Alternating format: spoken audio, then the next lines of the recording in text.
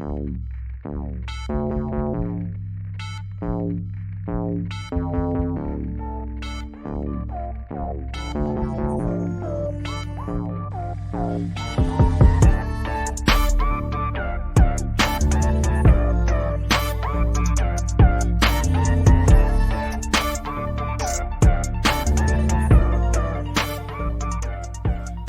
back to Myths and Mysteries in Black and White with your two hosts, Ed and Josh. That's me, Ed, and Josh is my co-host. How are you, Josh? Not too bad. Well, I say not too bad after the shithole cup final we've just watched. No, I'm gutted about that. Fucking the one time I want Chelsea to fucking win. Yeah.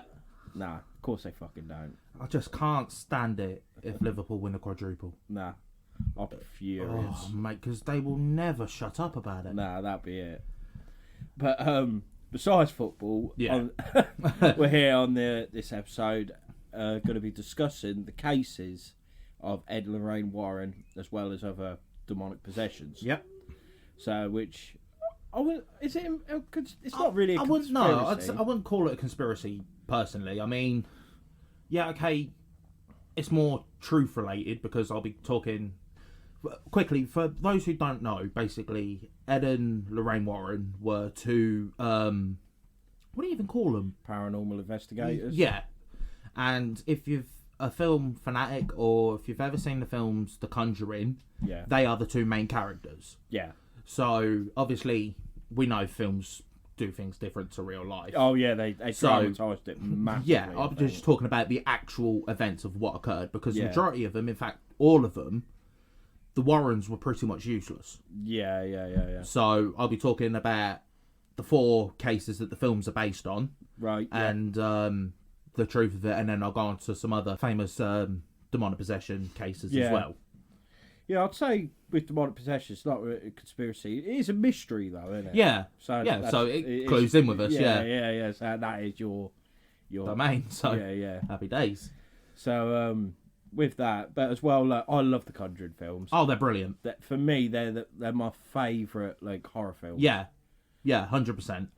Unbelievable. So good. Like you've seen so many other demonic possession based horror films and that. Like you got Exorcisms, the Exorcist even, which is fucking brilliant. It's brilliant for its time. Yeah. But these bang on it. Yeah, I think they are. I think it's because it's got more of a story to it. Yeah, it's not just like with The Exorcist. It's the little girl gets possessed, but then it's a case of just trying to rid the demon of her. Yeah, it's trying to figure out who the demon is, what the demon wants, and then get rid of it whilst sorting out all this other shit along the way, kind of thing. Yeah. And I mean, like Ed Lorraine Warren, Ed Warren is dead now. I think are they both are. I think they both are. Oh, because I knew Lorraine was alive like a couple of years ago. Yeah. I was going to say, she's not long died, but I'm pretty sure they are both dead now. Oh, are they? But, and everyone's heard of Annabelle. Yeah. Which, in the films, is terrifying. Yeah. It looks absolutely terrifying when actually it's a fucking Raggedy Ann doll. It's a ragdoll, yeah. Yeah, Raggedy Ann doll, which was a bit mad. In the first lockdown, it went missing for 3 weeks. You think, what the fuck? It's like, well, where's that gone then? Yeah. But as well, like, you can see why in the films they changed it to like a porcelain doll, because them things are fucking terrifying. Oh, yeah.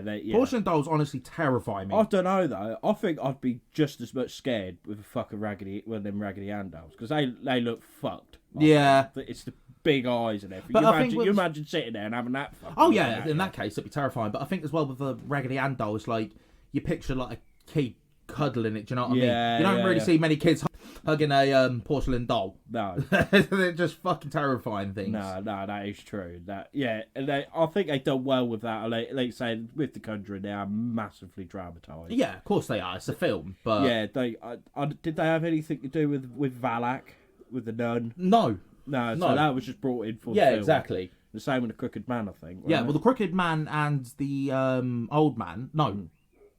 No, just the Crooked Man didn't exist. That's not a genuine thing. Yeah, that is just something they... Is it? Yeah, it's an urban legend. Oh, right. I was going to say, it's not an actual... No, it's an urban legend and it is a nursery rhyme. Yeah, but, like, it's not an actual demonic thing. No, do you know I what I don't mean? think Like, so, they just brought that into the film. Yeah. Yeah, because the old man lives. Because well, we'll get onto it. Yeah. With your notes and everything, but the actual recording of the Enfield horror was an old man. Wasn't it? Like possessing this little girl. So, but I think we've opened it up quite well already. Yeah. But I love the Conjuring films, but also They're incredible. They've made Ed Warren especially like a decent human being. Yeah, when in reality, he was a prick, to put it lightly. Yeah, he's done some dodgy things. Yeah, which I will get onto as well. Yeah. But no, he is a piece of shit in real life. Well, was a piece of shit. Well, yeah, he's dead now. Thank fuck. Oh, jeez. Mate, he was a cunt. Oh, fair enough. But yeah, he was a demonologist as well. Yeah. I think that was his proper title, weren't it? Yeah. Whereas Lorraine Warren was a psychic. Yeah. Well, I've got a bit of a backstory on them as well, like how they met and everything. Right, so. okay, then. All right, then, my man. Right. Well, take her away. So, like we said, obviously this is mainly going to be based on Ed and Lorraine Warren. So, Lorraine Warren was born in Bridgeport, Connecticut on January 31st, 1927. And she was a well-known trance medium. So basically that means she could enter a trance or a state of consciousness to basically work in the spirit world. Right, okay. So, bridge the gap kind of thing. Yeah, exactly. Like if you've ever seen, what's the film called? Insidious. Insidious, yeah. Like how the old woman is. Oh, she's a beast though. Oh yeah, she's a beast. Brilliant. But yeah, that's pretty much what she can do. Well, or claim to do, should we say. Right, okay. And so the way this worked is they did this by having the spirits use a medium's body and mind to create an action or a message. So she'd go into a trance and it'd be like whatever possession, demonic or whatever would like basically hop into her body. Right. And then she'd sort of do an action that they're trying to tell or what they have done. Oh, yeah, because they did do that in the first in the film. Conjuring. Yeah, when she's walking around like pretending to be the guy with the shotgun. Yeah, in the Amityville. That's pretty much what it is. Ah, right, okay. It's like the spirit jumped into her body so she could see through her, from her point of view, through there, what he did, kind of thing. Right, yeah. And she was able to do this from a very young age, but she really didn't think anything of it because she thought it was just something that everyone else could do. Oh, right. Because I suppose when you're young, you know what I mean? If you do something weird, you're not going to think, well, that's weird. You're going to think, oh, cool, I can do this sort of thing. Almost like, I don't know, rolling your tongue. Do you know what I mean? Like how some people can just curve their tongue. It's like, oh, so many people can do it. But she realised this wasn't the case one day when she was at school at the age of 12 when a class planted a tree sapling, and she claimed that when she planted the sapling, she could actually see it in its full growth. She said to the teacher, the nun at her school asked her, what is she doing? And she's like, oh, I can see the tree, what it's going to look like. And the nun's like, well, what? Can you see the future? And she just went, yeah. So, and I mean, if that was a nun at a school, so obviously it was a religious school, they're probably thinking, oh, shit, sort of problem. The devil is a liar. Yeah. So that's just a little brief history on Lorraine. If I balls up saying this, it's because it is a bit of a tongue twister. Lorraine Warren. But so I'll get into Ed Warren, and he was born. And he was born on September 7th, 1926, also in Bridgeport, Connecticut. Fucking hell, he's got the same birthday as me. Yeah? Fucking hell. I am a demonologist. Nah. Just don't want to be tied in with the rest of the stuff. Yeah, no, fuck that. Well, Ed actually grew up in a haunted house. And he claims that when he was 5, he saw his first spirit or ghost, or whichever you want to call him. Which, actually, before I get on, what do you think when some people say a spirit and some people say a ghost? What do you know what I mean? Like, what do you I've never really thought that much of it. I always thought they meant like the same thing. Yeah. But what I've seen, what I've heard, and everything, like a spirit is your soul, pretty much. Yeah. But it's not. It's like you can't see it. Yeah, exactly. Where a ghost is, you know, which I have to admit, if I off the top of my head, I believe more in a spirit than I do a ghost. Right. Okay. Like a ghost, I just picture. I don't exactly picture Casper, but do you know what I mean? I picture, you know, ooh, spooky, all that sort of shit. Yeah. You can see it plain as day. Where I think a spirit, it has to latch onto a host or something, or like if something moves, kind of thing, or you hear footsteps or anything along them sort of lines, I more class that as a spirit than an actual thing that you can see. Right, okay. I mean, okay, some people can see spirits or have claimed to see spirits, but it's not crystal clear, do you know what I mean? Like an outlined image sort of thing. But you see, like, some like pictures what have been taken and that. Like, I think that was to do with the Warrens, with the little boy who's like poking his head round the door. Yes, I know what one you mean. But there was no child there. And you see that, and you think, fucking hell. Then again, I think that I class that more of as a spirit. Right, okay. I think a ghost, in my opinion, is like how we're sitting here and we just see, do you know what I mean? Like somebody walk past us, clear as day. Right, okay. It's like, that's what I'd more class as a ghost. Yeah. So, at the age of 5, Ed Warren claimed to have seen a spirit or a ghost. And it was actually the dead landlady of the house that died the previous year. Right. And it was after this that he began to start having dreams of dead relatives that would visit him. One of which apparently told him that he would go on to help many priests, but would never become a priest himself. Which in the film is what happens. He's sort of they work with the church, don't they? But he never himself becomes a priest, was actually a qualified priest or whatever. Yeah.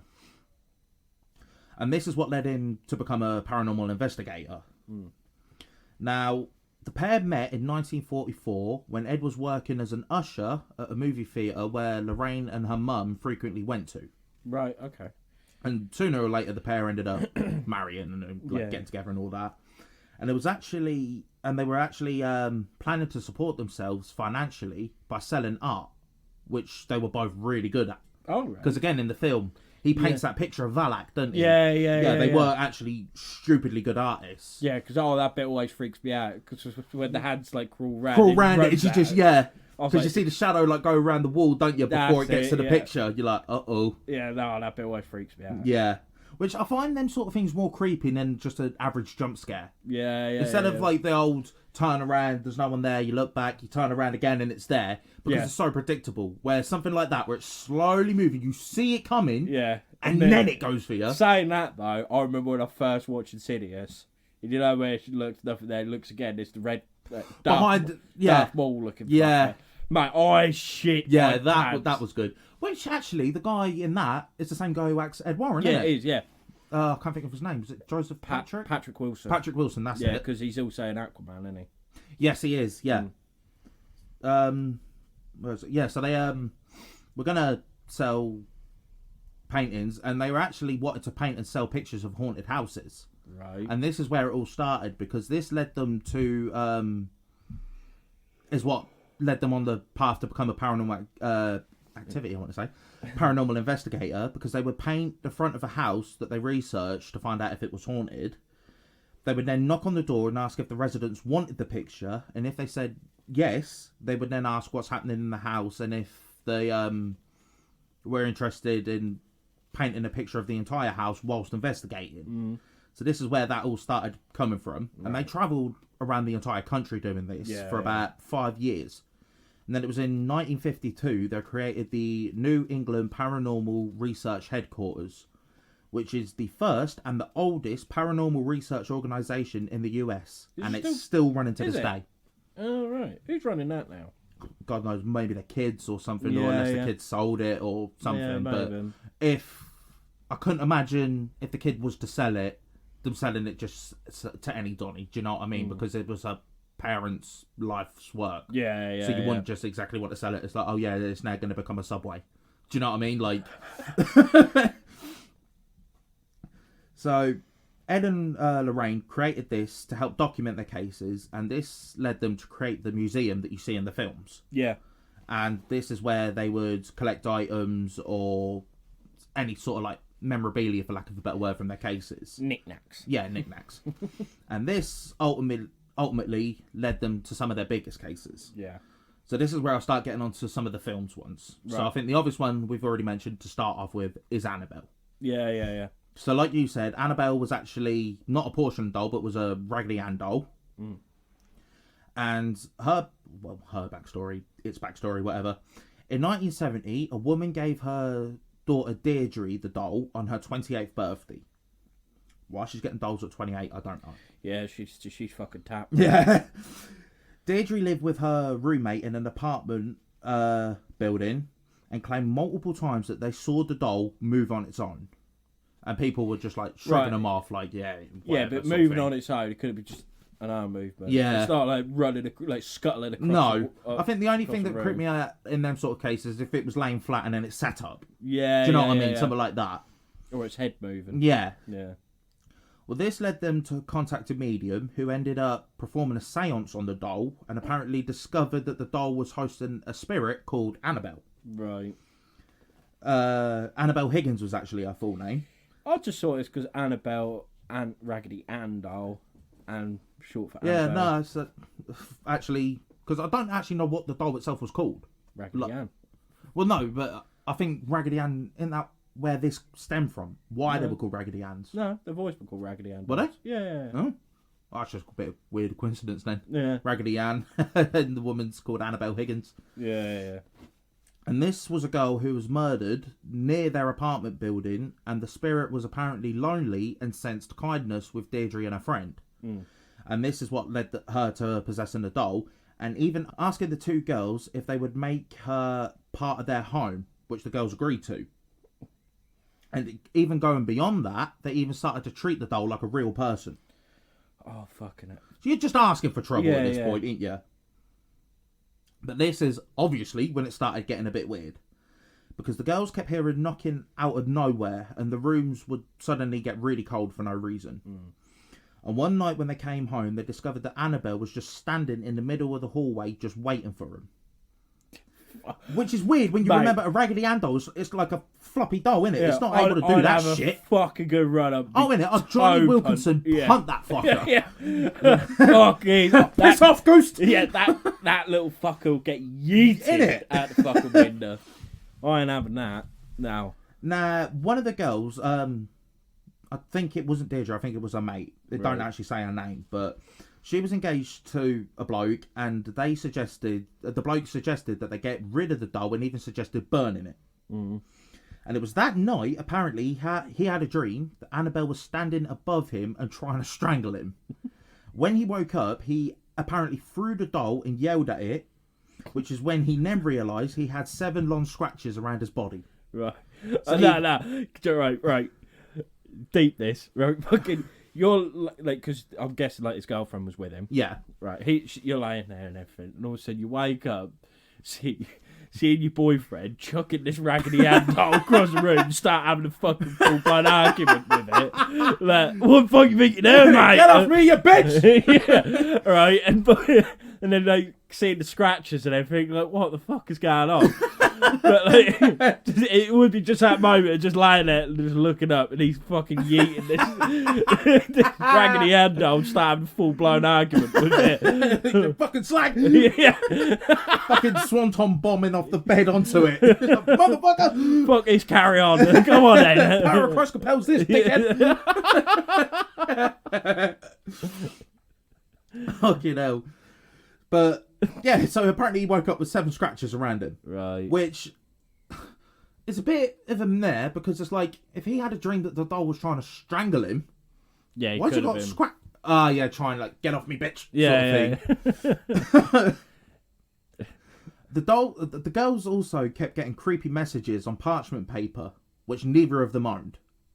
Didn't have any parchment paper in the house. So right, just kept getting creepy messages. Right, on so it. Annabelle in this Raggedy Ann doll has been able to go to like their nearest shop, buy some parchment paper, and the cashier's like, "Oh, you're right, mate. Yeah, what you say? That's like, what you saying, bro? Here you go. Yeah. Take him, and then it started. They don't have hands. No. So it's got fucking 2 fucking things together, right? Nah, bollocks. Fucking what? Imagine being the cashier. Imagine just in this scenario being the cashier though. Just walking up with just a little Raggedy Ann doll. Here's my parchment paper. It's like, oh, this will be so much. Oh shit, did take card, mate? Yeah. Do you know what I mean? It'll be a late night one, won't it? Because it's not going to be during the day. Well, no. So late night, they're there and they're tripping off their fucking nut. What the fuck is going on? Fucking hell. But this is when the Warrens first come into the story. Here we go. Because this would actually be their first major case. Is it? And the Warrens were apparently horrified when they found out that the girls had been treating the doll like a normal person. Because obviously they reckon from their point of view that the demon was acting like this Annabelle Higgins, and it's like, oh, love me, blah blah blah. When it turns out it was a demon being a prick, which makes sense if all this thing is true. What it's done, it would make sense. And you're sort of like just helping it along. Do you know what I mean? Being all friendly and that to it. Yeah, I'd love to see that, like in a film, so just being from the girl's point of view, just getting seen. What are you doing? Fucking fuck off! What are you having to go at the fucking doll? Just trying to kill me, you bastard! Are you sure? No, but the thing is, right? He woke up, and the Raggedy Ann doll weren't actually like on top of him, though, was it? Well, it must have been for him to pick up and throw it. It must have been like on the bed or something. That's what I'm thinking, right? It's probably on a chair, like near the fucking bed. He's got up, looks at it and went, right. Picks it up and then throws it. Like, if it was on top of him actually strangling, right, fair enough. Yeah. You could understand that. You imagine her waking up and seeing him get out of bed, walking over to a chair, just start having a full-blown argument. It's just shouting at this Raggedy Ann doll, picking it up and then yeeting it, like, kicking the fuck out of it. You think, oh my God, I have got to get rid of him. Yeah. He's tapped. Fucking or if it's like in a different room or something, it's like, right. Yeah, it's like, I'll be back in a minute. We're going to kick the fuck out of Annabelle. Fucking hell. And the Warrens actually performed an exorcism on the house, the girls, and their partners. And they tried to do one on the doll, but it was apparently too powerful, so they decided to take it with them. Right. Because obviously it's locked up in their sort of museum thing. Isn't it? Yeah, because it always says they don't look directly at it. Yeah. And during the drive home, the car apparently kept breaking down, and Ed almost fatally crashed the car 7 times, and it only stopped after they splashed the doll with holy water. Nah, he's just fucking tired. Yeah, he's gone on a long journey. And he's like there, and right, yeah, but you gotta think, right? They've tried to do this exorcism on this doll, yeah, and it's apparently this powerful thing. You're driving, you're not gonna be like chilled out, got fucking Willie Nelson. Yeah. You're gonna be there like, what the fuck, you know? Constantly looking like, fucking. Is it moving? Is it moving? Yeah. Oh no, there's fucking lorry in the way. Yeah, exactly. Like, you know what I mean? So yeah, I think that's a bit hard to believe. Personally. Yeah, exactly. And when they got home, the paranormal stuff didn't calm down. And even a priest who was a family friend claimed to have been terrorised by the doll. And this is when the Warrens decided to put the doll... No, please. No, don't do it. No. I'm a virgin. Well, this is when the Warrens decided to put the doll in a separate room behind a glass cabinet and had it blessed by a priest once a week. Yeah, they still do that. Yeah, they still do that. Yeah. So even though it went missing for 2 weeks. So... Yeah, exactly. Where'd it go? That's what I mean. Like, how did it get out? Right. Yeah. They didn't. I don't think I've ever heard where. I think it was still in the house actually. Yeah. Where they found it. Like, could you imagine that? You just go down like doing your little bits and that, like because of probably like dusting or whatever, and look like do your little quick little side eye thing and then. Fuck! Yeah. Oh shit! She's not in there. Ed, Annabelle's gone again. Yeah. Fucking hell. But yeah, like we said, it gets blessed once a week. Whether all that story's true or not, I don't know. That's just what they're claiming. Right. But that leads us on to the Amityville Haunting. Yeah, which is what the first Conjuring film is based on. Yeah, because they kind of like mixed them two together, didn't they? Yeah, they Annabelle was in it, but they sort of used... I can't even remember why they used Annabelle in the film, actually. I thought it was more... Amityville was at the start, and then they brought like Annabelle into it. Yes, I think you're right. Yeah. I think you're right. I ain't seen that film in a long time. No. Because Courtney gets pissed off at me, right? Because the second one's my favourite. Yeah, by far. I love that one. Yeah. And I remember it was one like the first year it came out. I think I watched it like 7 or 8 times. Yeah, like in a space like not very long. And she got so fed up with it. Every time I was going to put it on, she'd not have a go at me, but like, oh. I remember the first time I watched it because that song, the "Hark the Herald Angel Sings." That glory to the yeah. I watched it with my mum. And then she was going to sleep. So I turned the TV on, put that song on full blast. She shit herself. Like, what the fuck? I was dying. She's like, fucking cunt, turn that off. I was like, it ain't me, it's Valak, mate. I have a habit of doing that with films. Yeah. Yeah, I know. Yeah, I fucking know. Right, now you fucking mentioned it, I've got to say about it, right? If you haven't, there's a film called The Visit, where it's two kids, they go and see their grandparents. Yeah. Well, supposed to be grandparents. Yeah.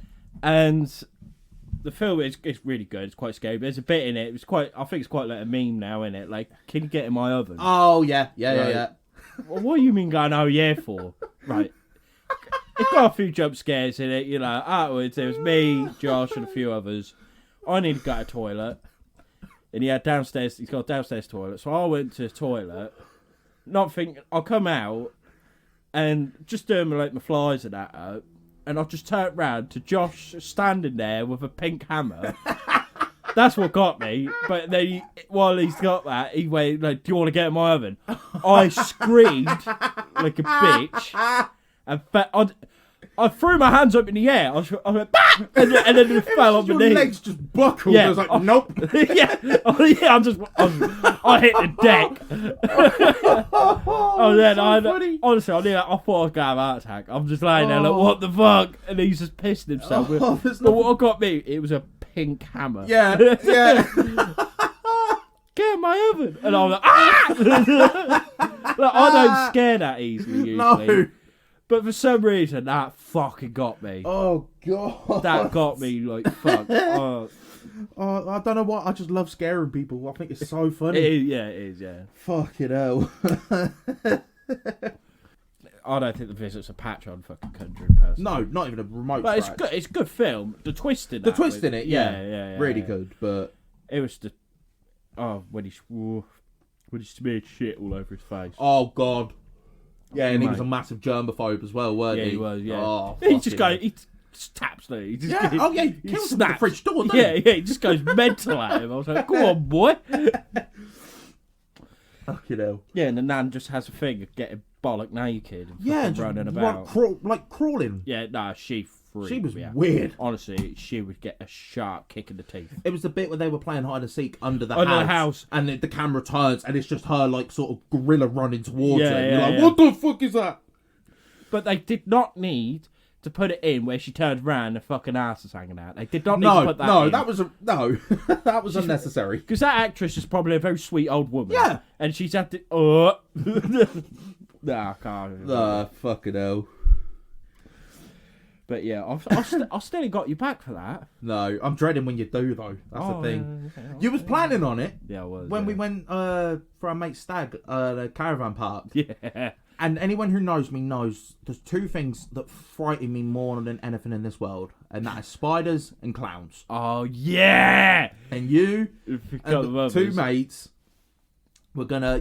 What was it? One was gonna be in front of me because I was asleep at this point. No. All three of us was gonna be by your bed. Yeah. All wearing clown masks to wake me up. But then talked about, I thought, if Josh fucking just goes mad, just beats us honestly, all up. That is the one situation I really don't know what I'd do. Whether I'd curl in a ball and cry or just go guns blazing swinging. I really don't know. Yeah. No, I think. But fuck clowns. Clowns terrify me. Because they used to terrify me. Well. I still do. When I was a kid, I think it was when we went to Disneyland Paris or some holiday park, and when we was there, they had a clown. I was scared of clowns. I was only fucking 3 or 4, or something like that. And I went under the table to get away from it. The fucking thing come under the table with me. Mate, you can imagine what my nan was like. Yeah. She went mental. Who the fuck you think you are, you little cunt? Get the fuck away from Can't you tell he don't fucking like you? Oh, mate. Honestly, I've never shit myself. Because you imagine you're there and I'm like, just under my chair. Yeah. Just like, please don't. Then all of a sudden his hair right in my face. I was like, fucking hell. I'd piss my pants. Yeah. But I think I did. It wouldn't shock me. It's actually my mum and nan's fault that I'm frightened of clowns. I blame them. Yeah. Because I think I've told you this before, but I'll say it for the listeners. Basically, went to a McDonald's once when I must have been about 4 or 5 at the time. No, a little Josh. Yeah, it was for my birthday actually. It was like, oh come on, we'll take you to McDonald's. Where little boy birthday McDonald's, you think I'm king? Yeah. So we went there, and it was no, it wasn't my birthday. That's a lie. It was around Easter time. Because there was an Easter Bunny mascot in there, giving out chocolate eggs to people and that. Yeah. And I was buzzing, because I was further away from it, and I'm like, bunny, bunny, bunny. And I'm waiting for this bunny to come over to me. And next thing you know, this fucking hand just touches my shoulder, and I turn around to the worst, terrifying looking Ronald McDonald I've ever seen. It is honestly, if you picture Ronald McDonald as a heroin addict, that's what it looked like, because it was bloody hot, I remember. So the makeup was sweating and everything. And I turned around, and it's just looking over at my shoulder at me going, hello. Since I screamed the house down. Didn't get my Happy Meal. I was fuming. They had to leave because I couldn't calm down. I was screaming the fucking house down. They had to actually take me home, and we had to go to the next McDonald's drive-through because I would not go back in the building. And ever since then, I have been petrified of clowns because of that fucking shitty Ronald McDonald. Fair enough, fair enough. Fucking speaking of like childhood traumas, right? Fucking when I was a kid, there used to be a TV advert. Yeah. Of hair gel, right? Yeah. And it was with a gorilla, and the gorilla, like the man would, like fell asleep, and the gorilla like used him as like a fucking mop and everything like that. Right. But it was a bit at the end. He does his hair with this gel and everything. He looks at the gorilla like proper like horrified look, goes like like that. That used to terrify me. Right, every time if I was downstairs with my sister and my mum, because my nan would be working nights. Yeah. If I was downstairs and that advert come on, I'd hide behind the couch. Fucking hell. My sister and my mum, my own mother, dragged me from behind the couch, and they'd be like holding my head. Right, it's like childhood trauma, really. Jesus Christ! And made me. The thing is, I didn't close my eyes.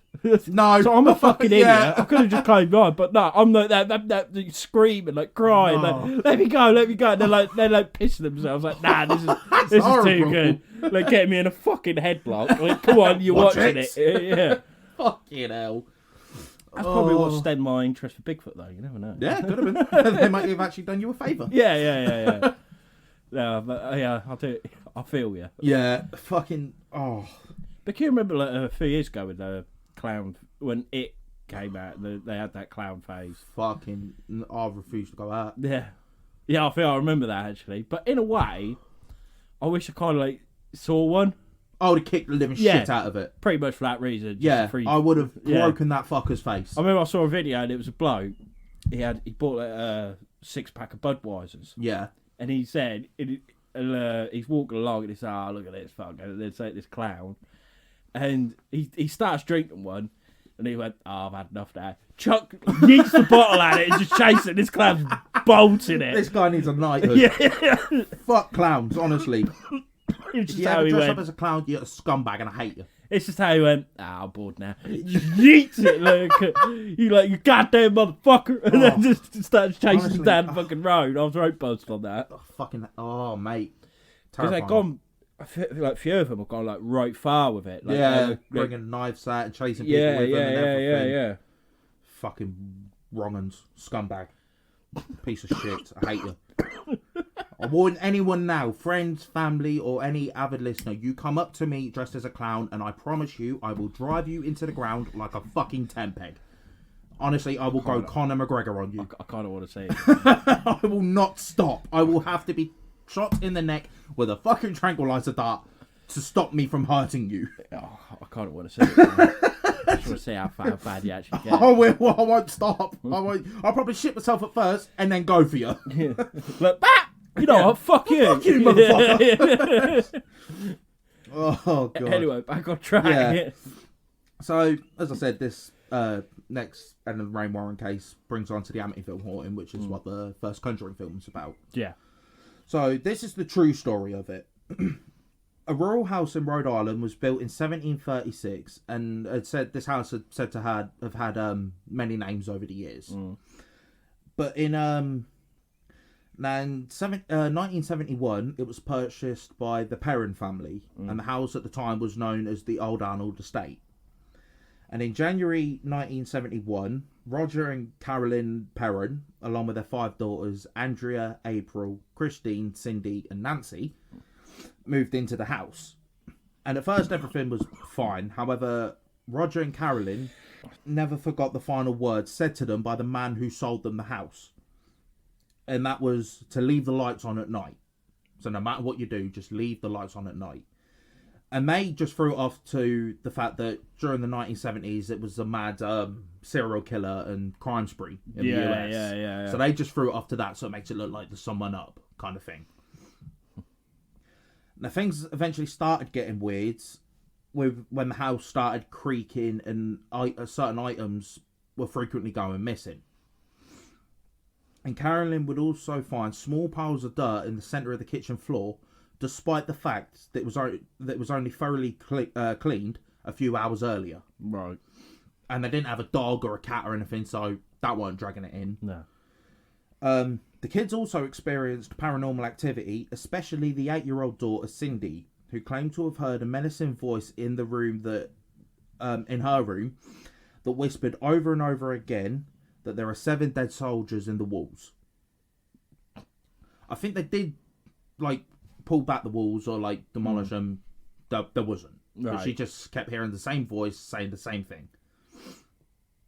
And they kind of eventually got used to the spirits because none of them was actually getting harmed or anything like that. And they just thought it was not necessarily a friendly ghost, but do you know what I mean? If it's only just moving stuff and bringing little bits of dirt here, there's nothing really to... As a matter of fact, the little girls started to find the spirit friendly and started calling it Manny. So... Fucking hell. It's when you know... Right, you imagine... I'm going to be doing this quite a bit. Yeah. You're the dad. Yeah. You're coming downstairs, and your daughter, your 8-year-old daughter, says, I'm playing with Matt. Matt, I'll be like, nah, fuck this. You say that.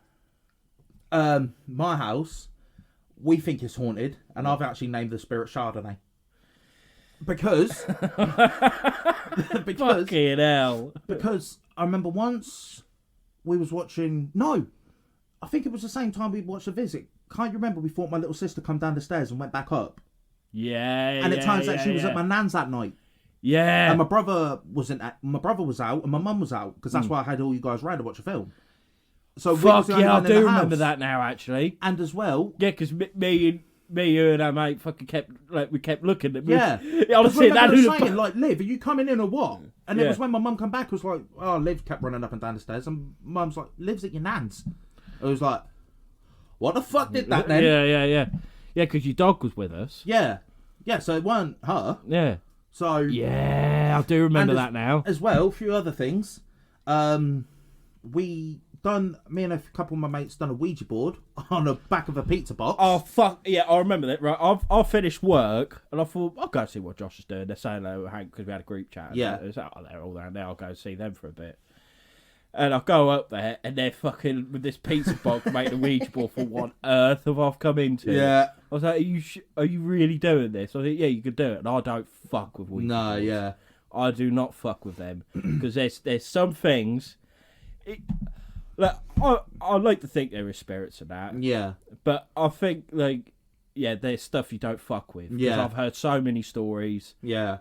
How true they are, I don't know. But where people have done Ouija boards and shit's happened... I was like, absolutely not. Yeah. I ain't fucking. I mean, the one thing that I've always heard common with Ouija boards is you have to close it. You have to say goodbye. Yeah. Even if you don't get any movement, you have to say goodbye because it leaves it open. Because that's actually the premise of the second Conjuring film, isn't it? They did a Ouija board and they didn't close it. And that's when the spirits started coming through. No, it's not. Yeah. Is it? Yeah. Yeah, the girl and her sister did a Ouija board. And then the mum come in, so they quickly ran into bed and didn't close the board off. Fucking hell. It's been a little while since I've seen it, you know. Yeah. So, I don't know. I can't remember that. But, as we were saying, we made a shitty Ouija board. Yeah, okay, it was moving. Whether one of them was pushing it or pulling it, I don't know. I can honestly say, hand on heart, I was not moving that. No. And I asked the other two. Yeah. On their own, and they was like, no, I didn't. No. So, whether it was legit or not, I don't know. But, what is creepy is that we burnt it. And there's even a picture of us holding it half burnt. Yeah. And then it was a few months afterwards, I was cleaning my room out and we found it behind my wardrobe. Yeah, I remember you saying. So, and again, we burnt it. So how the fuck that ended up there, I don't know. Uh-huh. Do you think, right, let's be honest, do you think it could have been like your mum or your brother or so, just play what, made another one? Yeah. Maybe. I wouldn't put it past my brother. No. I wouldn't put it past him. No, so I could imagine doing that. And another thing as well, again, I thought it was my sister, because where upstairs bedroom is. You got my sister's like sort of joining onto it, and there's a landing in between the two. And I kept hearing her running back and forth, back and forth, back and forth, and I'm trying to get to sleep. To the point I kept shouting, "Liv, will you stop fucking running?" And then when I went into her room, because I heard it again, and she was dead asleep. And it weren't my mum, because my brother's bedroom is downstairs, so it wouldn't have been him. And it weren't my mum, because she was asleep. So again, what the fuck was making that noise? And it weren't the dog either, because she was in my brother's room. So, again, whether my house is actually haunted or not, I don't know. But in saying that as well, my great-granddad, when he passed, we got his chair that he sat in it all the time. And that ended up in my mum's bedroom. And this was when my sister was only roughly starting to talk. And she was apparently mumbling and jumbling, looking at this chair. And my mum went, "Who are you talking to?" She's like, "Oh, Granddad." And bearing in mind, she's never seen him because my granddad died 6 or 7 years before she was born. Fucking hell. So she's never even seen a picture of him. Yeah. And to test this theory, what we did, we found an old picture of, I think it was my mum's wedding. And so obviously I wasn't even born then. No, yes, that's a lie, I was born. And she's going, "Oh, Liv, who's this? Dunno. Who's this? Dunno. Who's this? Dunno. Who's that? Granddad." Never seen him before, but she knew that was a granddad, and apparently she spoke to him in that chair. So the next day, my mum got me to move the chair into the bathroom. Yeah. It was like, we ain't having any of that shit. All right, yeah, you say that, right? You're there sitting there having a shit, or having a bath. Yeah. And you've got your granddad just sitting there staring at you, and you can't see him. I'd be shocked. Oh, I'll be fucking terrified. But like you said, I can't see him, so... But, yeah, whether my house is haunted or not, I always make it a joke, like when we hear a bang or something, it's like, "Oh, Chardonnay's at it again." But, and we've even tried the bollocks, you know, is anyone here making noise? Nothing's ever happened, but... To be fair, like, because at some point, me and you wanted to start doing investigations. Yeah. Start doing, like, paranormal investigations, stuff like that. And when we get, like, the EMF readers, spirit boxes, stuff like that, yeah, we'll have to do your... Yeah, fucking do, right? I'm down for that. Yeah. That'd be a good one, actually. Yeah, because things like that always fascinate me more than they terrify me. Yeah. That's why I'm so keen to do a Ouija board, because it's not the fear side, it's just normal fascination side. Do you know what I mean? Yeah. Is it legit? Yeah, I don't fuck with that. Yeah, nah. You can find someone else to do that. Yeah. But no, the haunted stuff, yeah, definitely is one that I'm more than happy. Ellie's partner, Elle, don't she want to do one? I think she does, yeah. Yeah, I remember you lot was talking about it. So Elle, if you're listening, we're doing a Ouija board. Yeah. Happy days. Yeah, I will not be there. I might be there, but I ain't fucking doing it. No. But then my luck, I'm the fucker who gets possessed or something. Like, yeah, probably. My luck. Like, no, you don't want to do that, mate. You don't want to piss him off and everything. We'll have him. Yeah. What the fuck? But anyway, back on the Amityville Horn. So like I said, the girls started thinking the spirit was friendly and calling it Manny. Well, later on, this is when apparently a few evil ones started to appear. Because instead of moving stuff, they were smashing things. They were apparently smashing the windows. And one of the evil spirits was apparently a woman in a grey dress with her head hanging off, that apparently stood at the end of Roger and Carolyn's bed and kept saying, "Get out, I'll make you leave soon enough," with death and gloom. And this is when the couple started to actually research the house. And they discovered that the house had previously been held by 8 generations of the same family, and many of them died in strange or horrible circumstances. Yeah. The parents were ultimately forced to stay in the house after, though, basically because they spent too much of their money buying it and couldn't afford to relocate. Right. Even if they sold the house, they couldn't just afford to move somewhere else. And this is where the context of the film starts to come into it, because when the house was haunted by the most sinister spirit of the lot of them, and this was a woman called Bathsheba Sherman, who is the main villain in the Conjuring film. Yeah. Now, the real Bathsheba Sherman was born in 1812 in Rhode Island, and she married a man called Judson Sherman in Connecticut in 1944. What a name, Judson Sherman. They had a son in 1849 called Herbert. Herbert Sherman. Herbert Sherman, isn't it? You're just asking for the kid to get bullied. And the local town actually people thought Bathsheba was a witch or practicing in dark arts, and they felt their suspicion was confirmed when a baby mysteriously died in her care. Oh, right. The autopsy of the body proved that the skull of the baby was pierced by something long and sharp, with many believing it was done with a large sewing needle as part of a satanic ritual. Right. Now, many believe that Bathsheba and Judson had 3 more kids, and that all 3 were killed by Bathsheba as a sacrificial offering to the devil. She died in 1885, and nobody knows how. It was just 1 minute she's there, next she's dead. She weren't found like in a mysterious way or anything. She was just dead. Right. But was her body found? Yeah, it must have been. Yeah. I don't know how it was found or where it was found. Right. If you could let us know. If you know, let us know. Yeah, exactly. Her spirit was apparently responsible, like I said, for smashing up the windows in the house and objects being launched across the room instead of just being moved. Yeah. And she was particularly horrible to Carolyn, constantly hurting and tormenting her to the point of exhaustion. Mm. And obviously, in the film, she does the same thing. Yeah, and she ends up possessing Carolyn. That's in the film. right, yeah. Well, in real life, this is where the Warrens started to get involved. After a family friend of the parents contacted them. And they determined that the spirit annoying them was in fact Bathsheba, and claimed that she had murdered her own daughter in an offering to Satan and then hung herself so that she could remain on the property haunting it forever, which is what she does in the film. Yeah, next to the lake. Yeah, because the woman's like hanging the washing there, and then she sees the spirit of Bathsheba hanging, doesn't she? Yeah. Well, unlike the films, the Warrens apparently were fucking useless. Oh, right.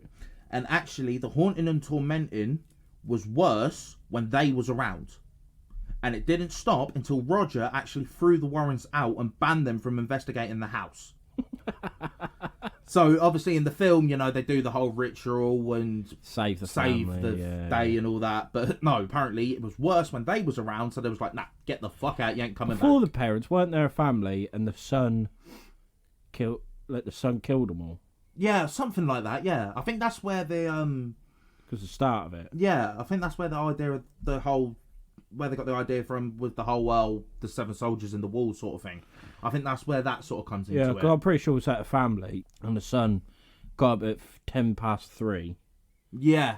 And just started. Yeah, just shot them all up. Yeah, which would make sense as well if it was previously owned by 8 generations of the same family, and they all died in weird circumstances. Yeah. Or strange circumstances. Do you know what I mean? It would make sense. But the parents left the house in 1980 after finally being able to sell it. Mm. And it was, I can't remember who it was bought by, but they've come out and said they haven't had anything happen as of yet. Right. So whether it's true or not, I don't know. It was done by Ronald DeFeo Jr. Mm-hmm. He killed his father, his mother, his 2 brothers and 2 sisters in that house. I think it's that house. Because that's what the film Amityville Horror is actually about. Yeah. Because they've done the new. It was in 2005 and Ryan Reynolds was in it. Yes. Oh fucking hell!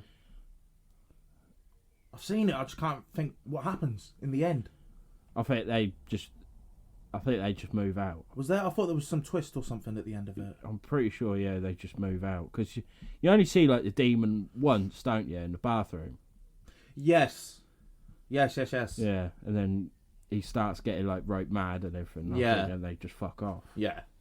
Around 6:30 p.m. on November 13th, 1974, 23-year-old DeFeo entered Henry's bar in Amityville, Long Island, New York, and declared, "You've got to help me. I think my mother and father are shot." DeFeo and a small group of people went to 112 Ocean Avenue. Is that it? I think it might be, yeah. Yeah. Which was located near the bar, and found that DeFeo's parents were dead inside the house. One of the group, DeFeo's friend Joe Yeswit, made an emergency call to the Suffolk County Police Department, who searched the house and found that 6 members of the family were dead in their beds. The victims were Ronald Jr.'s parents, Ronald Sr., Louise DeFeo, and his 4 siblings, Dawn, Alison, Mark, and John Matthew. All of the victims have been shot with a 35 caliber lever action Marlin 336C rifle. So it weren't like because she used a shotgun in Conjuring, didn't she? Yeah. Around 3 o'clock in the morning of that day, the DeFeo parents had both been shot twice, while the children had all been killed with single shots. Physical evidence suggests that Louise DeFeo and her daughter Alison were both awake at the time of their deaths. Obvious. According to Suffolk County Police, the victims were all found lying face down in bed. The DeFeo family had occupied 112 Ocean Avenue since purchasing it in 1965. The 6 victims were later buried in the nearby St. Charles Cemetery in Farmingdale. Ronald DeFeo Jr., also known as Butch, was the eldest son of the family and its lone surviving member. He was taken to the local police station for his own protection after suggesting to police officers at the scene of the crime that the killings had been carried out by a mob hitman, Louis Fellaini. However, an interview at the station soon exposed serious inconsistencies in this version of the events. The following day, he confessed to carrying out the killings themselves, and Fellaini, the alleged hitman, had an alibi proving he was out of state at the time of the killings. DeFeo told detectives, "Once I started, I just couldn't stop. It went so fast." He admitted that he had taken a bath and redressed and detailed where he had discarded crucial evidence, such as bloodstained clothes, the Marlin rifle, and cartridges before going to work as usual. Mad. Bit fucked. Yeah. It all goes on in that house now, by the sounds of it. Yeah. I was going to say, because there's a whole series of Amityville horror films, isn't there? And they've all got some sort of link to a true story of one way or another. Yeah, I think so, yeah. But, yeah, that was the Warrens, well, the truth of the Amityville house. So then the next one, obviously, in Conjuring 2 is the Einfield Poltergeist. Enfield, sorry. Then there's actually not that much on this, because the film's completely different to the reality of it. So, in 1977, in Enfield, England, a single mother called Peggy Hodgson called the police to report strange things occurring very similar to the Amityville haunting.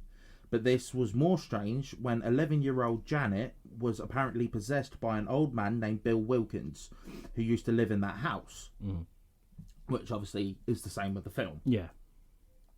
This even provoked the BBC to do an interview on the family in 1980, when Janet apparently became possessed by Bill during the interview. Yeah, because there's the actual live, actual video of it. Yeah, in the there, audio, all that sort of thing.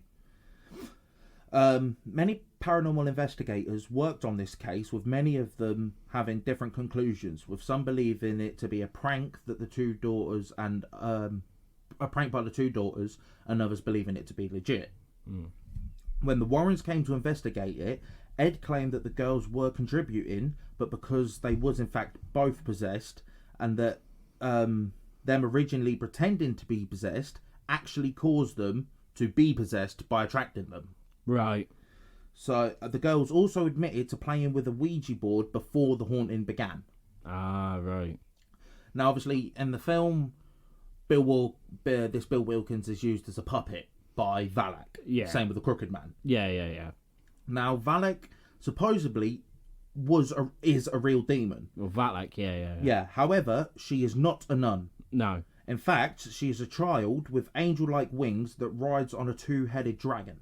And she has absolutely nothing to do with the Enfield Poltergeist, and was added to the film for more clout, the same with the Crooked Man, who was not a real demon. No. So that's all I've got on the Enfield Poltergeist. Well, yeah, with their two. Yeah, with them too. So the next one is actually the latest film, The Devil Made Me Do It. Oh, I ain't seen that yet. Ain't you? Are you? Yeah. Is it good? It's not. It's nothing like the other two. No. Nothing like it at all.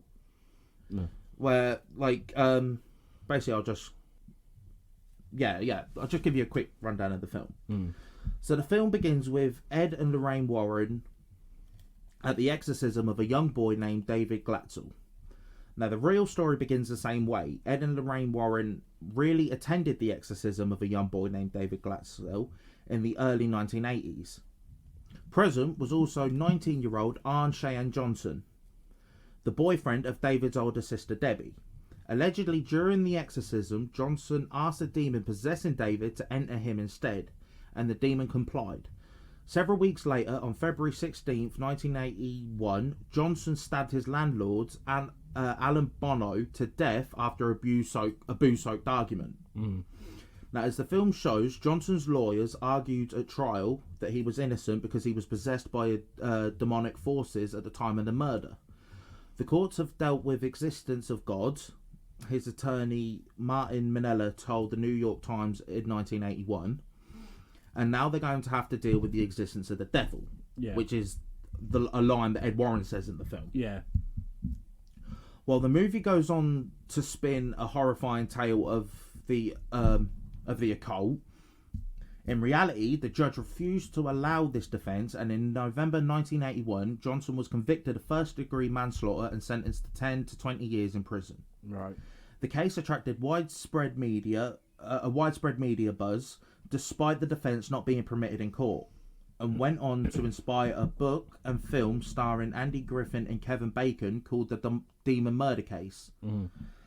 The Demon Murder Case. Possession doesn't last 24 hours a day. The real paranormal hunter, Ed Warren, told the Associated Press, "It comes quickly and leaves quickly. Arne understands what happened to him. He knows if something happens... he knows if something happens how to ward it off, and he won't be stupid enough to take on the devil again." Right. Now, the real Arne Johnson married Debbie Glatzel while he was serving his sentence and was released 1 month early for good behaviour, serving almost 5 years at the age of 24. Right. In 2007, David Glatzel and his brother sued Lorraine Warren and Gerald Britty, the author of the book about the case, over the claim that David had been possessed at all. "My brother was never possessed. He, along with his family, manipulated and exploited something the Warrens were very good at. And along with their author, Gerald Brittle, they concocted a phony story about demons in an attempt to get rich and famous at our expense. We have the evidence to prove it." Conversely, Arne Johnson and his wife Debbie, David's sister, stand by the demon story wholeheartedly. Debbie, who very recently passed away, was involved in the marketing of the Conjuring, The Devil Made Me Do It. Oh. And her interview recounting the exorcism and murder features in the film's featurette. "The newspaper came and I told them what happened," Debbie says of the day following the murder. "He was possessed." So... Bit of hearsay. Yeah, they say. Yeah, pretty much. But the fact that this whole thing apparently started with the younger brother possessed, and then it went into his sister's boyfriend, but then that same brother's also coming out and saying that's bollocks. So I kind of more lean to his side. Well, yeah, because that's more logical. Yeah, side. Especially with this Debbie saying, "Oh yeah, no, it genuinely did happen," and she was involved in the marketing of the film. So which means she'd obviously get a fucking... But if she's always said that, she never knew they were going to make a film about it. That is true. That is very true. If she's always believed it, even though like her own brother's even saying that, nah, that's bollocks, but she stuck by him. Yeah. So yeah, it was a bit of a strange one. So, I don't know. Thing is though, like with all the cases, it just does seem like Ed Lorraine Warren were talking out of their fucking asses. Yeah, exactly. Exactly. They were doing it to get clout. Yeah. To get money. Which I know, like we said, the films are going to portray him in a different way. Yeah. But the reality is they were fucking shite. Yeah, they were just con artists. Yeah, pretty much. By the sound of it. They're con artists with an interest in it. Yeah. And in the 70s and 80s and everything, I mean, yeah, people start getting more scientific and that. Yeah. But there was still a large population what still believed in God. Yeah, exactly. Still believed in the devil, where they could market it, which yeah, they have done. Yeah. They're the ones you always think of when you think of it. Yeah, of course they are. I mean, they're the most well known, aren't they? They're like the Torval and Dean of the horror of like the demonic possession. Do you know what I mean? I would have said Torval and Dean. No, but you know what I mean. Yeah, like, I know what you mean. Like... Well, I'll go on to story, like we was on about earlier, about how bad Ed Warren was. Yeah. This is the main story of them, because there's other things about he's been apparently accused of assault and all these other things. Yeah. But this is the most fucked up story. So what I'm about to tell you, the Warrens themselves allegedly tried to hide as they grew in popularity. Ah, right. So in 2014, a woman called Judith Penny claimed that she had a sexual relationship with Ed Warren, which started when he was in his mid-30s and she was just 15. And apparently this lasted for 40 years. Fucking hell. This started when Judith went to school that Ed worked at during the time. And in 1963, Ed moved Judith into his and Lorraine's home. Now, you also remember, Judith is the name of the daughter in the Conjuring films. Yes, it is. But they do actually have a daughter as well, don't they? They do actually have a daughter, yeah. Well, like I said, this girl moved into Ed and Lorraine's home, where she became his girlfriend behind closed doors, and in public they claimed that she was their niece or a poor girl that they was helping. The police actually called to the house as a precaution when neighbours spotted the Warrens moving a young girl into the house that was known not to be a family member. Judith was taken to the station in order to confess the relationship between her and Ed, and when she denied it, she was ordered to go to a delinquent youth office, basically a juvenile centre, for the next month, which Ed would actually take her to. Why? Just because she wouldn't testify against Yeah, I think so. Whether that was a law back then, yeah. Even though comes out that he did do it, but even if they didn't, that was a bit cruel, really. Yeah, unless they had proof that he was, and she's conspiring to pervert the course of justice or something like that, because she's 15, so she wouldn't legally be able to go to prison. Yeah. Now, in 1978, she fell pregnant with Ed's child, and Lorraine tried to persuade Judith to have an abortion because it would be bad for Ed and Lorraine's publicity. After she refused, Lorraine suggested that Judith states that someone broke into their house and raped Judith so that she wouldn't be questioned who the father was. Right. That's how tapped these cunts are. Fucking hell. They were just Not the fact that Lorraine, from Lorraine's point of view, your husband's having an affair with a 15-year-old girl, gets her pregnant, and then your first thought is, oh, we'll abort the baby so no one would know. Yeah. No. Okay. It's going to look bad on us. Yeah. What we'll do, we'll say that someone broke in and raped you. Because, that way we're out the limelight. Do you think Lorraine's letting him go at her so it saves her a job? Probably. Probably. Or she was getting dick down somewhere else as well. Yeah. Dick down Dallas. Now, eventually, Judith did get the abortion that the Warrens drove her to, and then took her home on their way to a lecture. So, they're obviously going on a lecture. Right, we'll drop you off, okay? We'll do the lecture, yada yada yada. Come back, pick her up, drop her home. That's just fucked. Yeah, they don't seem like they have that many morals. And apparently, the whole thing wasn't that weird as the Warrens thought, because pretty much everyone knew Judith lived with the Warrens. So they didn't see nothing wrong with it.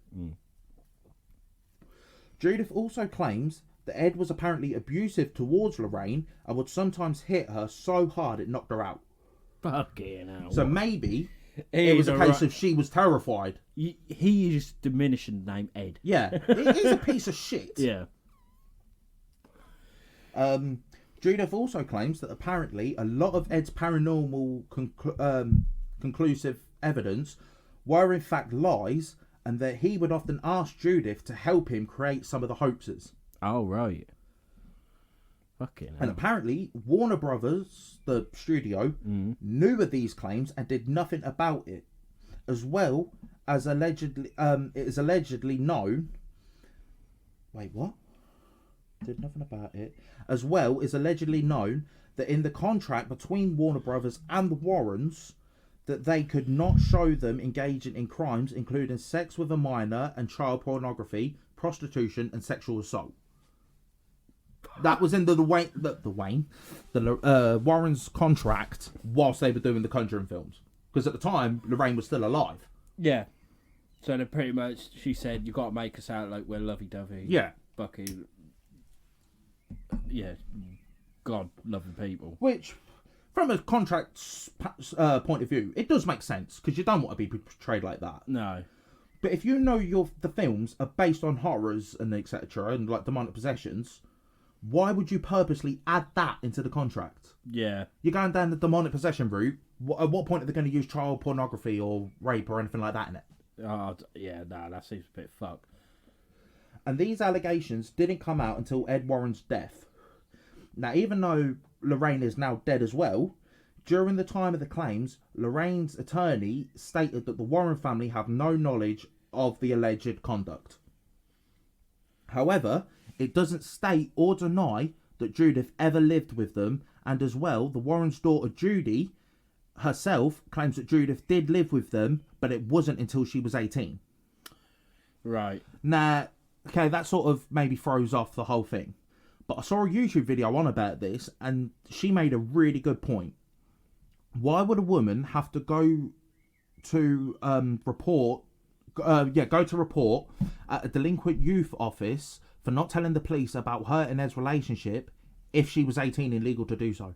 Yeah, no, that is right. So, who's really telling the truth? Yeah, that is it. It does seem... And from what so many people have said as well, Ed was a piece of shit. So it wouldn't shock me if he was like that. No. And if the daughter's coming out and saying this Judith did live there, do you know what I mean? Like, yeah, bit fucked.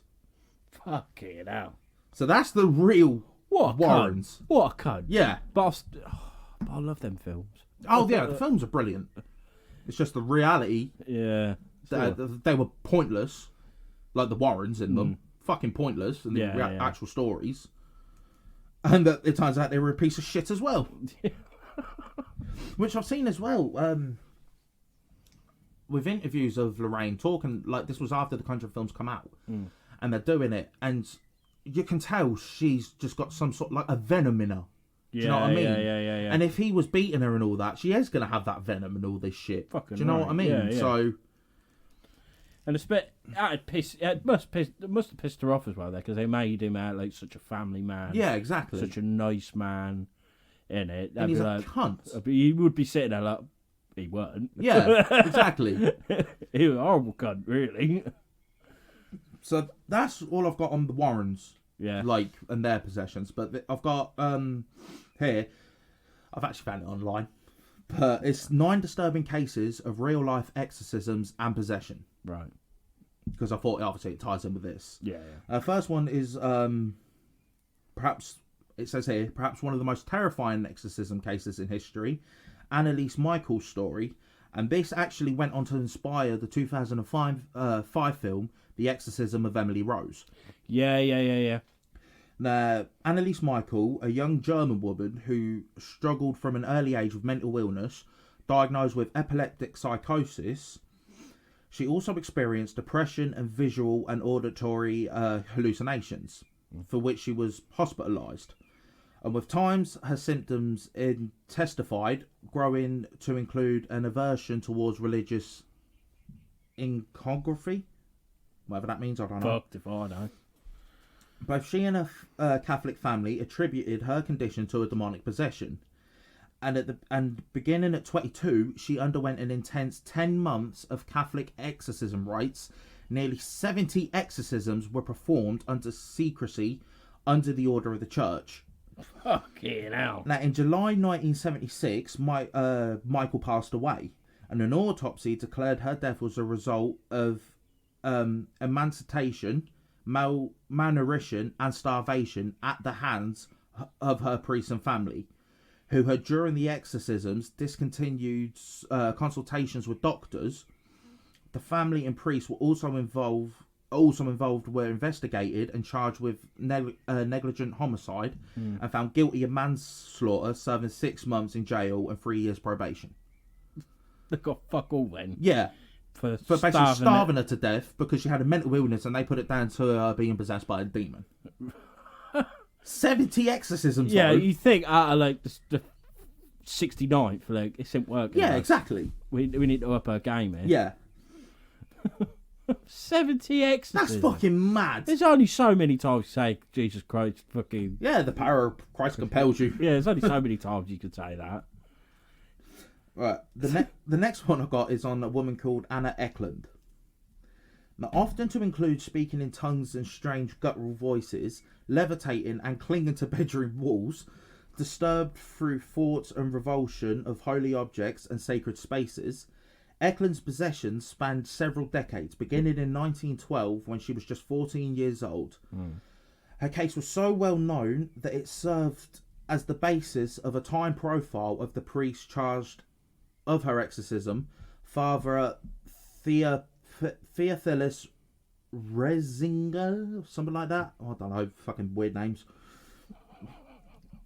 Anna's demonic possession was reportedly the result of a curse put on a devout Catholic in 1908 by her caretakers, her father and her aunt. Right. Her aunt was widely believed to be a lover of Anna's father, as well as a witch who used spell herbs in Eklund's food to put her under the demon spell.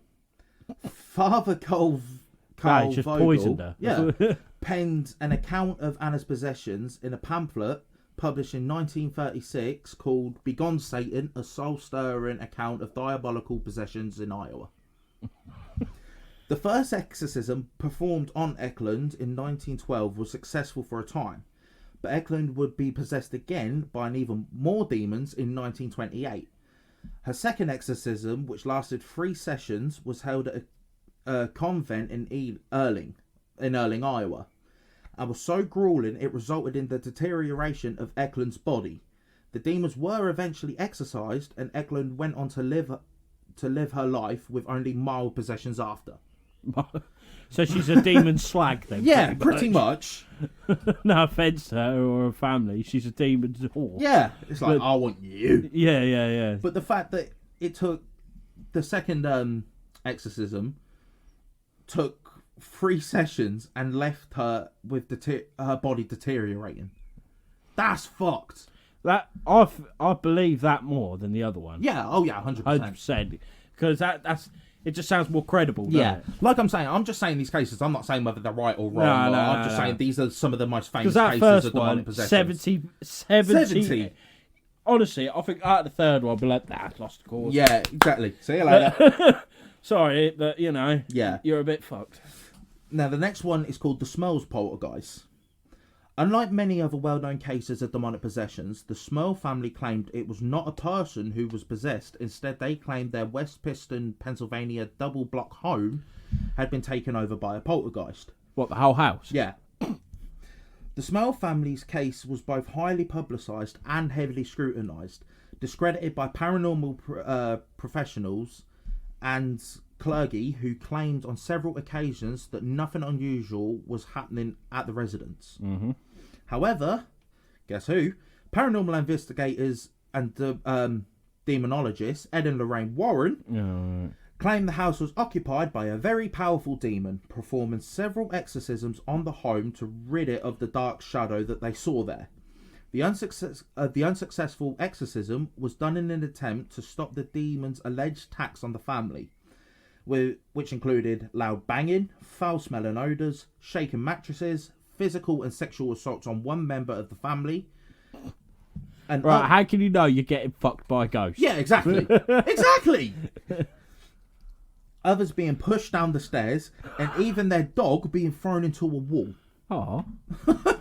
Bit fucked. Oh, what kind of dog? I don't know, just a dog being thrown into the wall. But just imagine that, the dog. It's horrible, but just picture it. You're sitting there, like, having a cup of tea, watching the football or whatever, and your dog's casually coming, and then thing you know, it just goes yeet into a fucking wall. You're like, what the fuck? You're just like, you're right there, mate. Yeah. You got the zoomsies, did you? You're plaster on the wall, you cunt. What are you doing? In 1986, after publishing a book about their experiences, the family claimed intense prayer and had helped return things to normal. Although the family matriarch said that there were still odd occurrences in 1987. Right. So exorcisms don't work. Yeah. But a prayer, yeah, sorted. A prayer. Yeah. Some of these are just, do you know what I mean? Baffling. Yeah. Right, the next one is titled Ronald Doe. In many ways, Eklund and Ronald Doe, also known by another alias, Robbie Mannerheim, had similar experiences with possession, including the fact that they were both catalogued and published by priests. Those cases became so notorious that it too was adapted into a film. His case was the inspiration for the 1973 horror classic The Exorcist. Oh, right. After the passing of his aunt, the 13-year-old turned to a spirit board to commune with his beloved family member. Instead of inviting his aunt, Roland apparently invited something more sinister.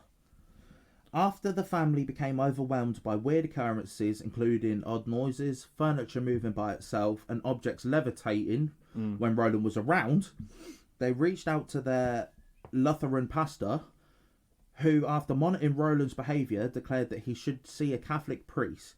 He did, and during the resulting exorcism, the boy slashed the Catholic priest's arm with a bed spring, temporarily putting an end to any further action. Okay, no. The family then moved to St. Louis and saw 3 more priests, who, with the permission of an archbishop, carried out around 30 exorcisms on Roland in the psychiatric wing of a city hospital. Messages written on his skin, guttural voices, and extreme strength were noted in one priest's diary before the young boy was eventually freed of the malicious spirit with no memory of the incident. Right. Which you can see where they got the idea from the film, because in The Exorcist, it comes up saying, "Help me" on her body, doesn't it? And all that sort of shit. Because the demon in The Exorcist called Pazuzu, weren't it? Yeah, something like that. And I'm pretty sure that is meant to be an actual demon. That film. Back then, it would have been incredible. Now, it's just so fucking funny. Yeah. It's so funny. You died to say the lie, didn't you? Oh, so bad, but I'm trying not to. Go on. No, I'm going to restrain myself. If you've watched the film, you know exactly what line I'm thinking of. Oh, that's fucking hell. That is quality, that. Oh, fucking hell. Oh, you would have died, don't you? So bad. You would have died. Right, let me move on. Mate, we've said a lot worse already, I think. Do you know what she did? Her cunting daughter? I love that what film. A buzz. I love that film. I've been waiting for you to say that this whole fucking podcast. It's just the bit where she's stabbing herself in the fanny with the fucking cross. Let Jesus fuck you. Let Jesus fuck you. It's so fucked. It is a bit clap, because that got banned from a lot of places, didn't it? Fucking hell. It's just after the stab, and then she just pulls the mum's head down. She's like, lick me. You're like, what the fuck am I watching? I'd seen that in fucking years. Oh, it's so tapped. So tapped. But you're the director, you're sitting behind there whilst that's all going on, like, this is shit art. Yeah. Thinking people are going to be terrified at this. I'm making a masterpiece. Yeah. I'm trying to get a young girl to shove her own mum's head down her fanny. Yeah. This is brilliant. Fucking hell. Jim, we got a good idea here. Yeah. Right, the next one is on, I don't know who the Sam is, but it says David Berkovich, son of Sam. Son of Sam. Yes. Oh no, yeah, he's a serial killer. Oh right. Yeah, I was he's gonna say, a serial killer. Who's the Sam then? No. What's Sam got to do with anything? Right. There's a documentary on Netflix called Sons of Sam, because I think it's actually like a cult. Right. But he done these killings because he thought that the neighbour's dog was possessed by a demon. Right. And was telling him to do these killings. What the fuck? Yeah. Oh, I'm so buzzed you put that up, actually, because I'm if you ain't seen the program called Mindhunter on Netflix, you ain't seen it, have you? Nah. But we was talking about it at the pub the other week, and there's a bit where he's in it, and they kind of like switch it, because he like looks at that Berkowitz and was like, you even feel like the press and that, and he just smiles and they're like, I'll oh shit, yeah, because I don't know how true it is, but they have brought out fairly new, I think come out last year. Oh man. Called Sons of Sam. Yeah. Which I do need to watch, actually. But yeah, I think they're making it out like it weren't just him. Yeah. It was all more part of a cult kind of thing. Yeah. But yeah, apparently it was his neighbour's dog telling him to go shoot people. Man. That's a bit fucked, really. What you got on there? Let's see. It says one of America's most notorious serial killers claimed to have been possessed during his spree, blaming the demons for the murder of 6 New York City residents in the year between 1976 and 1977. Berkovich would terrorize the residents of the city's 5 boroughs, murdering 6 and wounding 7. A violent spree he attributed to Papa Sam, a mysterious evil figure Berkovich referenced in the letters he left at his crime scenes. After his capture, it was revealed that Sam was the dog of his neighbour Sam Carr. Berkovich claimed in his prison diaries that the animal was possessed by a 6,000-year-old man named Sam, an alcoholic who consumed human blood. Berkovich also claimed that the spirit locked him in the attic and commanded him to kill through the dog.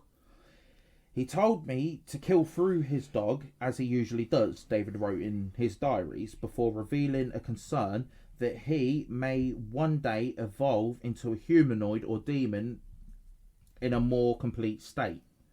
Although Berkovich has gone back and forth, sometimes sticking with the possession story, sometimes recanting it, he to this day believes that his crimes were part of an evil struggle between God and the devil. The dog was telling the guy to kill people. Fucking hell. Again, does it say what kind of dog? No. Just said it was owned by someone called Sam. If you know, let us know. Yeah. But yeah, I remember seeing that. I was like, what? Because I've heard of Son of Sam before. Because I've never even heard of it. I love all like listening to like serial killer things and stuff like that. Yeah. So I'm a bit tapped. And I remember hearing about like Son of Sam, and I didn't realise it was meant to be like a possession thing. I thought he just fucking tapped. And just shot people because they were like in the cars and that. Yeah. He just pulled up to him, bang, and then walked off.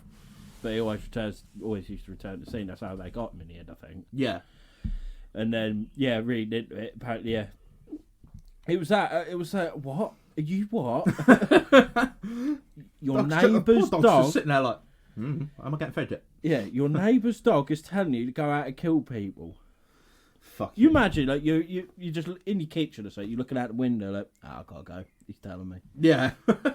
You what, mate? He's telling me I gotta go and shoot someone. Right. That's a dog, mate. Yeah, it's a dog. You all right? It's a fucking St. Bernard, mate. Yeah, that's tapped. Yeah. The next one is called The Strange Case of Michael Taylor. Unlike several other well-known cases of exorcism, Michael Taylor's did not end in a return to normality. After Christine Taylor accused her increasingly erratic and socially distant husband of adultery with their church group leader during a meeting, Taylor lashed out at both his wife and his alleged mistress. In a short time, his terrifying behaviour increased in frequency and intensity, and it was decided that Michael would be seen by priests. Following a full night of exhaustive exorcism sessions, the priests claimed they had pulled upwards of 40 demons from Taylor, but that several remained inside him, and when he was sent home, upon his return, he violently murdered his wife and strangled the family poodle to death. He was picked up by police after wandering the neighbourhood streets soaked in blood. Fucking hell. Some of these are fucked. Yeah. At least they named the dog. Oh, yeah. At least we know what type of dog this was. Yeah, I'm not a big poodle fan, personally. Nah. Alright. The next one is called Dr. Richard Gallagher and Julia. The possession case is the most recent on the list, occurring less than... it was more than 10 years ago now, in 2008. A board-certified psychiatrist and teacher at both Columbia University and New York Medical College, Richard E. Gallagher, declared that his patient, known only as Julia, had experienced possession. Described as a charming and engaging woman, Julia was the queen of a satanic cult. After feeling convinced she was being attacked by a demon, Julia reached out to a local priest, who in turn reached out to Gallagher, to put the woman through psychiatric treatment. But Gallagher ruled out mental illness after seeing his patient enter a trance-like state and finding items flying off the shelves in his office. Julia speaking in tongues and sharing details about his life that she couldn't have known. One event that sealed the deal for the Yale-educated medical professional was when, during a phone call with Julia's priest, he heard one of the demonic voices that had come from her mouth, except she was nowhere near a phone. Julia was eventually exorcised, a process during which she allegedly spewed threats, levitated, exhibited super strength, and changed the temperature in the room. Fucking hell. So when was this? This 2008. So fairly modern then. Yeah, that's what I mean. Because a lot of them are like in the early 20th century and stuff, or like in the 70s. Like, you know what I mean? Yeah. I thought, it's died out. Yeah, exactly. But like, I mean, to be fair, like it ain't like a couple of years ago, but it probably is. You just don't. Yeah, just probably. But they were some of the biggest cases of demonic possession, or claims of demonic possession. I'd still think any kind of... Well, I don't know, they might be trying to keep it under wraps. You just don't know. Yeah. Because just hysteria, isn't it? I think as well, it's so difficult nowadays with mental illness and everything. To pin it to something like a demonic possession, because it could simply be something that's got, like, it's some kind of like a split personality. Or something like that. Do you know what I mean? Whereas like with split personality, you could be like a sane Donnie and then some crazy woman. Yeah, and like, then like Amber Heard. Yeah, which, to be fair, the majority of these, it could simply come down to something like schizophrenia. Yeah. Something like that.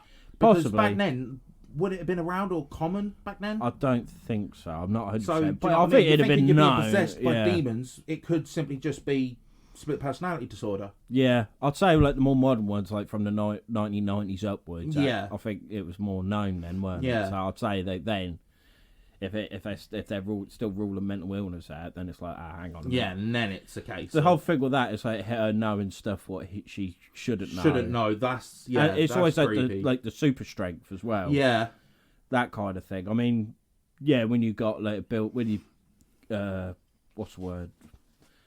Adrenaline. Yeah, you could be incredibly strong. Yeah, you can be incredibly strong. Of course you can. Because like certain mothers lift cars up. Yeah, but I feel like some of that is a bit freaky. Yeah, a bit like, you know what I mean. Like that's a bit mad. Yeah, I think it's a fine line between the two. Do you know what I mean? Like, it could very well be, but then if it's proven it's not going to shock me. No, kind of thing. Yeah, I think that's where I sit with possession sort of thing. Mm. Do I believe spirits are real? Yeah. I have to admit I do. Yeah. But do I believe possessions? I mean, some they just can't be answered for. No. But then some you are like, nah, that's just probably this or that or yeah, whatever. Yeah. Especially with today's technology, it's just 100%. easy to throw mental health at it. Yeah. That's the reality of it. Oh yeah, 100%. Because it's such a wide thing, and it's good. Yeah. 100%. I'm not bad with it, but I'll say I do suffer a little bit of mental health. Yeah. And I know you do a little bit as well. Yeah. So now it's actually come more like I feel a bit more comfortable with it. Yeah, exactly. I remember when I was diagnosed with mental health, I might go into it, but like when I was diagnosed with my mental health problems, I thought the world was ending. Yeah. You know what I mean? I thought, why me? And then I was like, sort of gave myself a mental slap. It's like, well, it's not going to kill me. No. It's not changing me for who I am. It's, if anything, it's answered why I'm like the way I am. Yeah. And then, like you said, with it coming so common now, it does feel like a weight's lifted off your shoulder. Yeah. Because I've never actually been diagnosed or whatever, but I know it's what I feel. Yeah. You know what I mean? So it's like, but everyone has their good days and bad days. Yeah, of course I guess. they do. Like some days, like I could sleep 12 hours and not worried, and then some days I wake up at like 1 and I can't get to sleep. Yeah. My heart's pounding out my chest. I don't even know why. Why? Yeah. Yeah. So it's it is a strange one. Yeah. But I can see back then, like back through history, why. Oh yeah. Turned to, because you're not like that normal.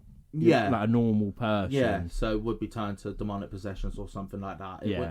I can see why. Yeah, 100%. But yeah, I don't know. The only thing, it reminds me of like when we done the Aliens episode with Lewis. Yeah.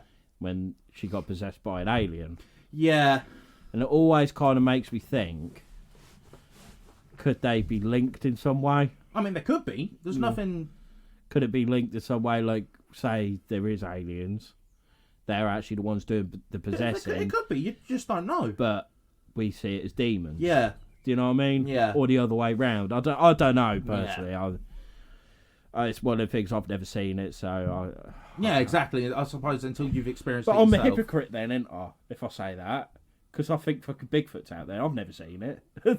True. But then you've gone off facts and evidence to sort of back it up. Yeah, you know true. I mean? There's not really much evidence to back up aliens being the ones possessing. Do you know what I mean? Yeah, and same with demons. Yeah, exactly. Yeah. Do I want it to be real? Hell no. Oh, fuck no. Hell no. Fuck no. Because that is terrifying. Yeah, too right. And it can happen at any point. Yeah, and it's like the ones where the demons like deforming them and that, and they're breaking their bones. Yeah, all that sort of shit. You're like, fucking hell. It's like, because I've seen a few films that you see The Right. No. That's got Anthony Hopkins in. That's really good. Yeah. And he does it all. And it's fucked. Fucking hell. And they do look emaciated because apparently it's such a stress because the demons like fighting them. Yeah. On the inside, that like it's tearing. It's like if I can't have her, no one can. Yeah, I think it's like tearing her up inside. Like, that's why so many also like go like malnourished and all that sort of thing. Yeah, because it's like the demon's not eating. Yeah, and it's just sucking everything out. Yeah, it's draining them alive. Yeah. So sometimes I see some of these films thinking they make me start thinking. I'm like, could it be? Yeah, there are some, and you think. Fucking hell. Yeah. Like, it's just annoying with like the films like The Conjuring where it's like they're so good and you want to believe them. But then when you look at the reality, it's just like they're polar opposite. Yeah, they're just complete and utter. Yeah, you're like, oh, for fuck's sake. Yeah. Because I've seen like interviews with Ed Lorraine Warren, and for a start I think, oh, what a sweet old woman. Yeah. And then like read into it, I'm like, you are a bitch. Yeah. Like, they were arseholes. Yeah, you are a right bitch. Yeah. And Eddie always looked like a creepy fucker. Yeah. They look nothing like. Oh, not at all. Because I mean, Courtney won't mind me saying this, but I think Vera Farmiga is lovely. Yeah, I agree. She's a beautiful woman. She's got lovely eyes. Yeah, I agree. I agree. And Patrick Wilson, he's not exactly a ugly looking lad, is he? No, and he's portrayed so nice. Yeah. And everything, like in the second Conjuring when he starts singing with him and that, like. Yeah. Yeah. But you think, oh. In reality, wholesome. You're probably slapping them. Yeah, slapping them or trying to finger them. Yeah, you're like, you fucked up bastard. Yeah, just all for the name of fucking clout. Clout. That's all it is. All it stems from. Just a couple of conmen. Yeah, that's all they are. Fucking bastards. Nah. But no, I think that's pretty much it. Yeah. I mean. Yeah, it's not a thing I like to think about a lot because it's too close to home sort of thing. Yeah, and it's fucking scary. Yeah, like, it's the unnatural, isn't it? Yeah, so it's like you don't know. Yeah, so you simply don't know. No, people can turn around and say it's absolutely 100% proof. People can turn around and say it's absolutely 100% bollocks. Yeah, but do you know what I mean? It's like a lot of things we cover on this podcast. Yeah, you really don't know until it's concrete proven. And then, but even then, I don't think it ever will be. No, not with something like this. No, I think until you've experienced it yourself, i.e., been possessed or seen something launch across the room or seen a spirit or something like that, you are going to be, what's the word I'm looking for? Skeptical. Yeah. Yeah, no, I'm 100% behind you on that, and I think as well, especially with like something like demonic possession, because I feel like. Everyone's gonna be so against it because they don't want it to happen to them. Exactly. So they're gonna be like that. Ignorance is bliss. Yeah, 100%. Nah, it's bollocks. Yeah, it's never gonna happen. That don't happen. That's never because it's deep down. It's actually a fear that if it does happen. Yeah, they don't want it to happen to themselves. No. And I think I'm on that. Yeah, too right. 100%. I don't think it's a load of bollocks because the pure fact is I don't want to get possessed. No, I don't want my body to be a vessel. But then again, I've never had COVID. I've eaten things I probably shouldn't have. The demon ain't got no chance. Yeah, you're safe, mate. saying that I'm gonna wake up tomorrow like levitating. Like, yeah. Head fucking doing 360. Just, how you doing? We reckon this gun. Yeah. So I think with the whole not even evidence, like the whole mindset of people. I just feel like they're gonna say it's bollocks because they just don't want it to happen to themselves. Of course. And it's not that many cases. There hasn't been that many cases in recent history. No. So what we know of anyway. Yeah. But again, I think that is because of mental health. It's just thrown to that. So you're not going to have, like, there's not cases of split personality disorder, is there? No. But back then. Yeah, exactly. Yeah, like, bewitched, possessed. Yeah. And I think as well, pop culture has a lot to do with it as well. Because there's so many films about demons, possessions, and everything. It's watered it down. Yeah. Do you know what I mean? Almost made it common kind of thing. Yeah. Like, say someone like our mate went, "Oh, I've been possessed," but like, "Nah, you've been watching Conjuring too much." Yeah, exactly. It's like, you know what I mean? Calm down, mate. Yeah. When in reality, they could have been. You just don't know. Yeah, exactly. And they never know like the true extent. Like, you know when like people sleepwalk and stuff like that. Could that be a fucking? You know what I mean? Yeah, exactly. I mean, what even causes sleepwalking? I don't get it. I'm not. I've sleepwalked. Oh yeah? Yeah. Mad. I can remember like going to bed normally.